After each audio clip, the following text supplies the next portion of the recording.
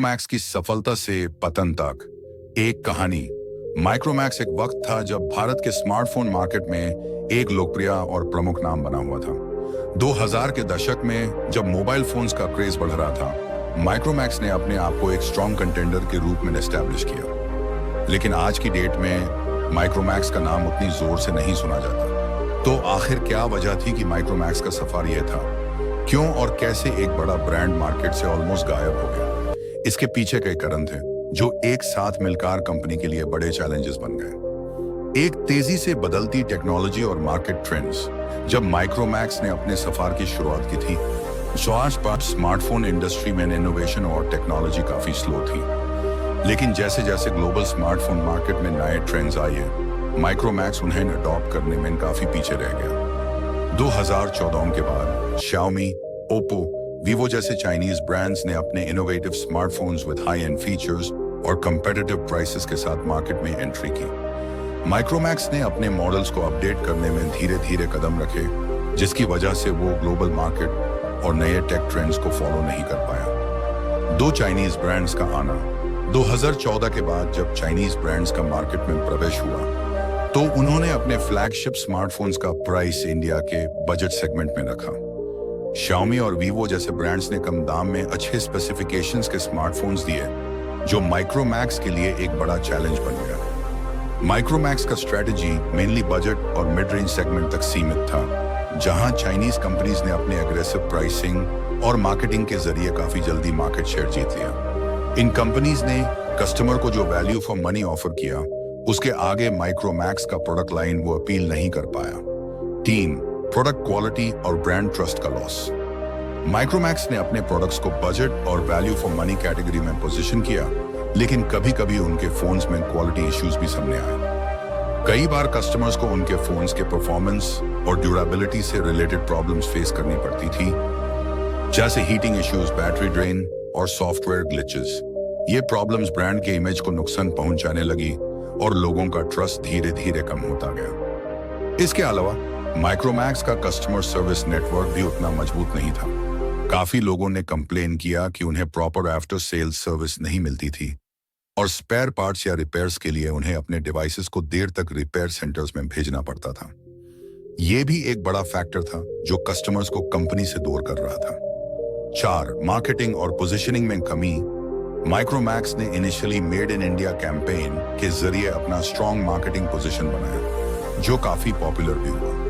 लेकिन जब कंपटीशन बढ़ा, तो उनकी मार्केटिंग और ब्रांड पोजीशनिंग भी स्टैग्नेट हो गई। Xiaomi और Oppo ने अपने एडवर्टाइजिंग कैंपेन्स को एग्रेसिव बनाया और यूथ को टारगेट किया। माइक्रोमैक्स की मार्केटिंग स्ट्रेटजीज को एक नए जनरेशन के साथ कनेक्ट करने में काफी मुश्किल हुई। ये चीज उनके ब्रांड परसेप्शन को वीकन कर गई। 5. इनोवेशन की कमी। जब तक माइक्रोमैक्स अपने बेसिक फीचर्स और बजट फ्रेंडली फोन्स पर फोकस कर रहा था, तब तक मार्केट में नए प्लेयर्स जो इनोवेशन ला रहे थे, उन्होंने ट्रेंड सेट कर दिया। माइक्रोमैक्स के स्मार्टफोन्स में फीचर्स थोड़े आउटडेटेड लगते थे और वो कभी भी किसी मेजर टेक्नोलॉजिकल शिफ्ट को अडॉप्ट करने में सक्सेसफुल नहीं हो पाए। जैसे 4G स्मार्टफोन्स की डिमांड बढ़ रही थी, उसी वक्त माइक्रोमैक्स अपने पोर्टफोलियो को अपग्रेड नहीं कर पाया। 6. सप्लाई चेन और डिस्ट्रीब्यूशन नेटवर्क। माइक्रोमैक्स का डिस्ट्रीब्यूशन नेटवर्क भी उतना स्ट्रांग नहीं था। जब कंपनी को बड़े सिटीज के अलावा रूरल और टियर 2, टियर 3 मार्केट्स में भी अपनी रीच को बढ़ाना था, तब उनके डिस्ट्रीब्यूशन पार्टनर्स की कमी और इनएफिशिएंसी सामने आई। कॉम्पिटिटिव ब्रांड्स, खासकर चाइनीज प्लेयर्स, अपने स्ट्रॉन्ग डिस्ट्रीब्यूशन नेटवर्क और डायरेक्ट टू कंज्यूमर स्ट्रेटजीज के जरिए काफी क्विकली मार्केट को कैप्चर कर पाए। 7. Failure to adapt to the premium segment. Micromax का फोकस प्राइमरली बजट और मिड रेंज फोन्स पर था। जब ग्लोबल ब्रांड्स ने प्रीमियम फोन्स का मार्केट ग्रैब कर लिया, तो माइक्रोमैक्स उन्हें टैकल नहीं कर पाया। प्रीमियम सेगमेंट में एप्पल, सैमसंग और वन प्लस जैसे ब्रांड्स ने अपने फ्लैगशिप डिवाइसेस के साथ अपना डोमिनेंस बनाया। माइक्रोमैक्स के पास कोई स्ट्रॉन्ग प्रीमियम प्रोडक्ट लाइन नहीं थी, जिससे वो अपने मार्केट शेयर को डाइवर्सिफाई कर सकता। 8. इकोनॉमिक रिसेशन और कंज्यूमर बिहेवियर। इंडिया में भी इकोनॉमिक स्लोडाउन्स और चेंजिंग कंज्यूमर बिहेवियर ने माइक्रोमैक्स को और ज्यादा इम्पैक्ट किया। जहां एक तरफ लोग ज्यादा डिस्पोजेबल इनकम के साथ प्रीमियम फोन्स खरीद रहे थे, वहीं दूसरी तरफ बजट कॉन्शियस बायर्स को नए बेशक सिहाने दोनों पे बेटर फीचर्स वाले फोन्स चाहिए थे। इस सिचुएशन में माइक्रोमैक्स का ऑफरिंग काफी लिमिटेड था। कंक्लूजन, माइक्रोमैक्स की कहानी का अंत। आज के समय में माइक्रोमैक्स का नाम उतना प्रोमिनेंट नहीं है जितना पहले हुआ करता था। कंपटीशन, टेक्नोलॉजी का रैपिड चेंज और कस्टमर प्रेफरेंसेस में शिफ्ट ने कंपनी को अपनी पुरानी स्ट्रेटजीज को मॉडिफाई करने पर मजबूर कर दिया। माइक्रोमैक्स का डाउनफॉल एक कॉम्प्लेक्स प्रोसेस था जिसमें क्वालिटी इश्यूज, मार्केट सैचुरेशन और ग्लोबल कंपटीशन ने मेजर रोल प्ले किया। लेकिन इसके बावजूद माइक्रोमैक्स अब भी मार्केट में अपनी कुछ नई प्रोडक्ट्स के साथ वापस आने की कोशिश कर रहा है।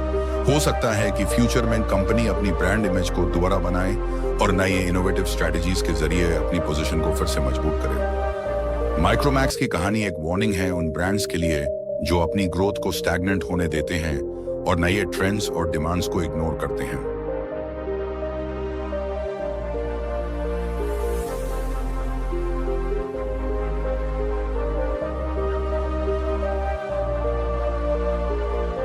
माइक्रो